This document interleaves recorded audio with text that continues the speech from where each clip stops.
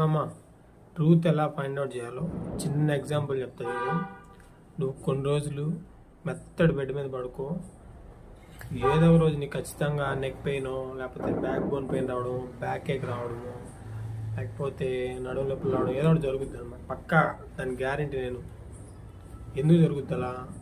ఎందుకంటే మన యూనివర్స్లో హ్యూమన్ బాడీని ఒక జామెట్రీలో మెయింటైన్ చేయకపోతే అకార్డింగ్ టు నేచర్ ఖచ్చితంగా రివర్స్ అవుద్ది అనమాట. ఎందుకు జరుగుద్ది అలా? నువ్వు తినే ఫుడ్ అనేది ఎక్కడి నుంచి వస్తుంది? సాయిల్ నుంచి వస్తుంది. బట్ ఆ ఫుడ్ నువ్వు తినడం వల్ల నీ బాడీ గ్రో అవుద్ది అనమాట. So there is a relation between you and the earth. That is what I'm trying to convey. So ఆ జామెట్రీ మెయింటైన్ చేయకపోతే నీ బాడీ చెప్పుద్ది ఏదో ఒక రోజు, ఆయన నీకు నీ బెడ్ కోతన్నావు, నీ కింద పడుకోను ఆయన అని. అప్పటికి ఏం లేదు,